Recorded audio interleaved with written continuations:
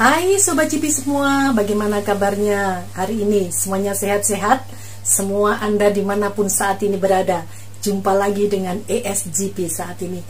Oke, hari ini kita akan kembali mengulas tentang balapan MotoGP atau race MotoGP yang akhir pekan kemarin kita sudah lihat di MotoGP Motegi Jepang, seperti itu, di Twin Ring Motegi. Oke. Di sana kita melihat kemarin ada drama lagi yang terjadi. Setiap race, setiap ada balapan selalu ada drama. Oke, drama kali ini luar biasa. Baik, kita akan melihat di sesi sebelum balapan, sebelum race dimulai, di saat warm up, di saat pemanasan, semua rider sudah melakukan semuanya. Namun di tengah-tengah pemanasan itu kita melihat rider dari Aprilia Racing, yaitu Alex Espargaro, dia sebentar-sebentar pegang helmnya seperti itu. Nah, kita semuanya pastinya bertanya saat itu ada apa. Ternyata dia motornya itu, dia kan langsung ke pit tuh. Nah, di saat dia di pit, ternyata dia langsung ganti motor yang kedua. Nah, di saat dia pakai motor yang pertama, itu ternyata di motor yang pertama ini ada masalah. Sehingga dia merasakan motornya ini tidak bisa lari seperti itu. Ternyata di situ ada yang namanya mode eco, itu yang tidak dikembalikan ke race mode seperti itu. Jadi mode eco itu adalah penghemat bahan bakar. Itu biasanya yang dipakai dari pit ke grid gitu aja seperti itu. Nah, itu belum dikembalikan ke mode yang awal, yaitu mode untuk race seperti itu. Makanya motor itu tidak bisa mencapai RPM 5000 atau tidak bisa lari lebih dari 100 km per jam, sehingga larinya maksimal cuma 100 km per jam seperti itu. Dan itu bukan mode race seperti itu. Race kan sampai 350 km per jam seperti itu. Nah, akhirnya Alex Espargaro dia warm up-nya dia langsung minggir ya, padahal teman-temannya udah mulai start, rider yang lain udah mulai start, tapi dia masih ganti motor di pit. Nah, kita lihat sampai dengan begitu kalau saya katakan dia pastinya juga bingung, juga sudah campur aduk lah pikirannya dia. Dia sampai ganti motor pun motor seperti dilempar seperti itu. Saya juga bisa memikirkan ya bagaimana perasaannya dia, pikirannya dia pasti bingung dan sudah campur aduk seperti itu. Sehingga motor yang pertama dia lempar, dia pakai motor yang kedua. Nah, begitu dia pakai motor yang kedua ini ternyata juga di luar daripada ekspektasi dia. Ternyata motor yang kedua ini pakai ban yaitu hard dan soft. Nah, yang pakai awal dia pakai adalah hard seperti itu. Nah, dia bilang saya nggak pernah pakai ban soft seperti itu, ban lunak dia nggak pernah pakai seperti itu. Tapi ya itulah tadi dia akhirnya dia bilang ya saya udah berusaha, tapi ya itu yang terjadi karena memang sudah dari awalnya dia merasa udah ada kesalahan. Tapi yang penting dia bisa sampai finish seperti itu aja yang dia bilang. Oke. Nah, kita kesampingkan dulu untuk Alex. Kita kembali ke race-nya, kita kembali ke balapannya. Kemarin yang ada di front row di starting grid-nya di baris depan ada Marc Marquez yang ada di pole position, dan yang kedua ada Johann Zarco, yang ketiga ada Brad Binder. Luar biasa ini mereka ini memang waktu kualifikasi itu kan saat itu hujan. Nah, mereka ini memang orang-orang yang jagoan di wet race seperti itu di saat hujan. Dulu sebelum mereka ya, kita tahu siapa orang-orang yang gacor kalau saat wet race atau dalam lintasan basah. Selain Marc Marquez, ada Valentino Rossi, Andrea Dovizioso. Mereka ini orang-orang yang gacor di saat wet race seperti itu. Nah, saat ini Valentino Rossi dengan Andrea Dovizioso juga sudah pensiun ya, udah gantung helm. Nah, kita kembali ke Mandalika. Mandalika kemarin itu juga wet race, juga basah, lintasannya juga hujan. Kita lihat di sana yang bisa jadi podium Michael Oliveira juga luar biasa. Makanya mereka yang dari KTM, Brad Binder, Michael Oliveira, mereka semuanya ada di depan. Makanya juga nggak salah ya kalau yang rumor beberapa waktu yang lalu dikatakan bahwa Marquez datang untuk mengacak-ngacak skuadnya daripada Ducati. Ternyata ini yang terjadi. Jadi Ducati ini memang dipencar-pencar ya, ada di depan, ada di tengah, ada di belakang seperti itu. Jadi tidak mendominasi di depan semuanya. Di depan memang ada Zarco ya, Zarco dari Pramac ya, dari Prima Pramac, di satelit daripada Ducati seperti itu. Oke. Kita melihat race pertama dimulai. Begitu dimulai, kita melihat Marquez memang memimpin sebentar. Begitu di tikungan dia langsung diambil, di overtake oleh Brad Binder, seperti itu, diambil alih oleh Brad Binder. Nah, akhirnya pertarungan dimulai dengan begitu serunya. Setelah itu juga diambil oleh Joan Zarco, sempat memimpin di depan, dan Marquez semakin mundur dia sampai ke posisi yang kelima. Nah, di situ kita melihat seperti Jack Miller, seperti Alex Espargaro, mereka ini start mulai dari yang kelima, keenam, seperti itu. Bahkan kita melihat kemarin itu yang luar biasa Jack Miller, saya acungin jempol, luar biasa Jack Miller ini. Dia start dari keenam ya, dia langsung melaju ke depan dan dia bahkan mendominasi, bahkan dia tak tersentuh sama sekali. Jack Miller luar biasa, saya katakan. Makanya race daripada layout daripada Motegi ini memang kayaknya ini punyanya Ducati saat ini, begitu. Kenapa saya katakan seperti itu? Karena di situ itu ada pengereman yang begitu panjang dan harus begitu cepat. Nah, itu dimiliki oleh Ducati saat ini, dimiliki oleh engine dan motor daripada Ducati saat ini, sehingga kemarin itu Ducati bisa mendominasi. Makanya saya melihat karena Miller ini luar biasa, karena dia udah di depan ya, begitu dia memimpin dia langsung gacor, langsung tidak tersentuh sedikit pun, begitu. Nah, tapi kenapa dengan Zarco kemarin kok dia sempat mundur ya? Zarco kemarin tuh kalau nggak salah dia juga salah, mungkin juga berhati-hati karena pilihan bannya. Nah, kita melihat juga kemarin yang di baris depan, kita lihat ya, di sana kemarin ada Jack Miller sudah langsung dia tak tersentuh. Kedua ada pertarungan antara Jorge Martin dengan Brad Binder, luar biasa mereka. Akhirnya dimenangkan, kita tahu sendiri ya. Saya sendiri sampai sempat wow, mereka ini luar biasa. Jadi di baris depan ada seperti itu, ada Jack Miller, ada Brad Binder, ada Jorge Martin, ada Mikel Oliveira, dan juga ada Marquez, seperti itu. Marquez ini di posisi yang kelima dia bertahan, dan luar biasanya dia masih tetap bisa bertahan. Dan kita tahu kondisi Marquez itu belum 100% fit, kita tahu kan. Dan dia sendiri mengatakan bahwa dia tidak akan memperebutkan, tetap tidak punya tujuan untuk podium, gitu. Dia bilang hanya untuk latihan. Dan kita tahu waktu dia di free practice aja dia masih megangin tangan ya, dia merasakan ada sedikit sakit. Tapi di saat race dia bilang dia tidak merasakan sakit. Hanya mungkin saya rasakan dia nggak enak karena apa ya, masa ototnya dia itu perkembangannya belum sempurna, seperti itu. Nah, kita lihat kemarin itu di pertengahan race sampai di akhir race kita melihat luar biasa. Di baris depan ada pertempuran battle antara Brad Binder dengan Jorge Martin. Nah, di baris yang kedua kita melihat juga pertarungan antara Enea Bastianini ini dengan Pecco ya, dengan ya luar biasa mereka juga. Sampai saya gini, wah ini bener-bener ini untuk tahun depan maksud saya, untuk musim tahun depan ini yang namanya Pecco dengan Enea ini benar-benar menjadi musuh dalam selimut, betul ini ya. Dan saya gini ya, melihat Enea ini orangnya begini, easy going gitu ya. Yang penting ya saya akan menunjukkan perform saya, akan menunjukkan diri saya seperti ini gitu kan. Nah, sedangkan dia meskipun dapat teguran, meskipun dia dapat sinyal jangan mengganggu Pecco, seperti dia nggak peduli, seperti itu. Nah, kita melihat kemarin itu dia sempat bisa mengovertake atau menyalip daripada Pecco. Tapi kita tahu berikutnya dia juga di overtake lagi oleh Pecco atau Francesco Bagnaia, seperti itu.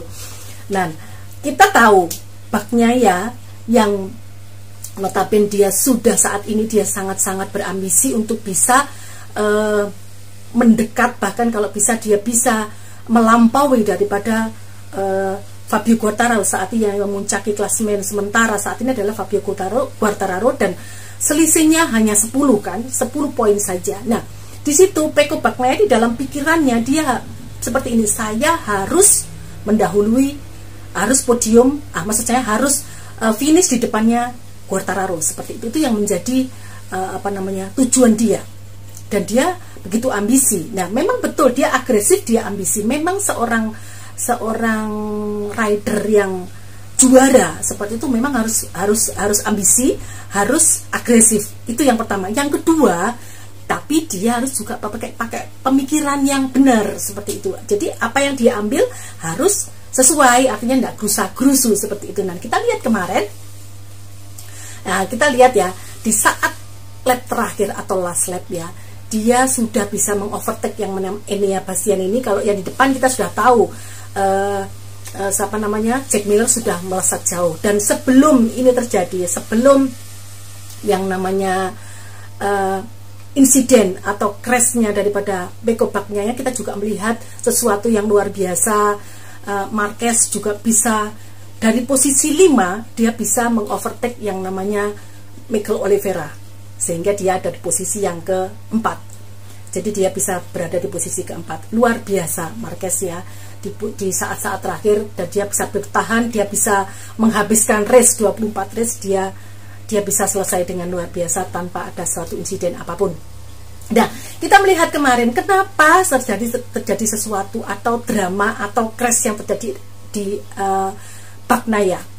Saya sempat kaget waktu itu. Wah, ini Bagnaia ini sudah dekat sekali. Memang kalau kita mau seorang rider, kalau mau overtake atau mau menyalip, itu memang harus dekat sekali. Harus dekat sekali dengan motor atau rider yang di depannya. Memang harus dekat sekali untuk dia bisa mengovertake seperti itu. Nah, kemarin itu dia mau ngambil dari dalam kan, sudah dekat. Nah, itu sebetulnya memang ada kesempatan untuk itu, tapi dia harusnya juga berpikir tikungannya itu memang agak tajam, dan kedua dia pakai ban hard. Bannya itu panas banget. Jadi tekanan bannya panas, juga aspalnya panas, dan dia tidak memikirkan itu, dia terlalu ngepusnya terlalu tinggi. Sebetulnya di dalam tikungan itu harusnya dia agak sedikit. Kalau kita melihat kemarin itu ya, Fabio Quartararo dengan Enea Bastian ini hampir sama, laju kecepatan motornya itu hampir sama. Tetapi Pecco ini begitu ambisinya dia dengan pemikiran dia, aku pokoknya harus finish di depannya Fabio seperti itu. Jadi dia push begitu. Akhirnya apa? Yang ban depan slip, dan slip tidak bisa dipertahankan. Just akhirnya apa? Crash. Dan untungnya crashnya dia tuh nggak sampai nyenggol Fabio Quartararo, dan nggak sampai Enea ini juga terkena. Syukur sekali. Dan dia mengakui dia itu kesalahan besar buat dia sampai tepuk tangan ya. Semua orang pasti bilang, ini keras kok malah tepuk tangan. Itu sebetulnya wujud daripada kekecewaan dia. Ya saya rasa baguslah begitu ya, dia bertepuk tangan begitu bagus, daripada dia ngamuk-ngamuk. Tempo hari kan pernah dia begitu kan, begitu dia keras dia ngamuk-ngamuk seperti itu. Lebih baik dia tepuk tangan, oke lah, aku memang salah, ini akibat daripada kesalahanmu sendiri nih, lihat ini gitu ya, seperti itu. Nah, akhirnya dia, ya itulah namanya penyesalan datang di belakang. Coba dia mau bertahan, oke lah, dapat poin 7 kan lumayan seperti, tapi dia akhirnya kehilangan 7 itu, akhirnya gapnya dengan Fabio Quartararo semakin panjang. Yang awalnya cuma 10 poin, sekarang jadi 18 poin. Jadi dia kehilangan 7 poin. Seandainya itu kan dia bisa nggak sampai sejauh itu lagi. Oke. Jadi kemarin itu drama yang luar biasa pun terjadi. Selain Aleix Espargaro, juga ada Marc Marquez yang seperti itu ya. Kita nggak nyangka dia ternyata juga luar biasa. Dia bertahan.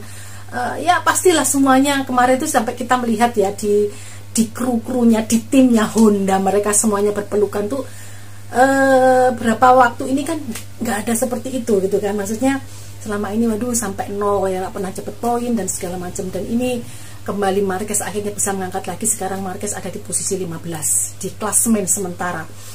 Nah, jadi kemarin itu race yang ada di Motegi itu memang benar-benar menegangkan, juga mengagetkan, juga sekaligus mengembirakan ya dengan apa yang kita lihat kemarin.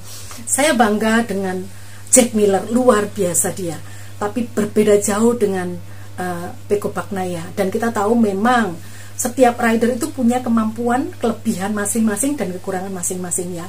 Seperti Miller itu masih bisa, dia pengalamannya juga lebih dari Pecco ya memang ya.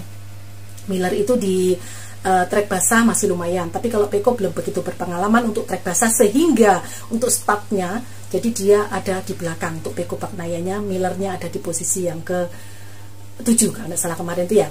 Jadi Miller masih bisa melesat. Memang layout yang saya katakan tadi, layoutnya daripada Motegi ini memang untuk Ducati luar biasa. Dulu memang dikuasai oleh Honda seperti itu. Nah, saat ini mungkin kayak kemarin tuh mungkin Marquez juga berpikiran, karena dia juga memilih bannya juga ban yang hard dan soft. Mungkin juga dia softnya ini untuk dia bertahan, jangan sampai bannya ini nggak bisa lagi untuk bertahan sampai finish seperti itu. Dan itu yang pertama. Yang kedua, dia juga menjaga fisiknya dia kan. Dia bilang kan memang dia belum bisa 100% karena apa, kita tahu dia juga pasca operasi belum begitu banyak dia latihan dengan motor.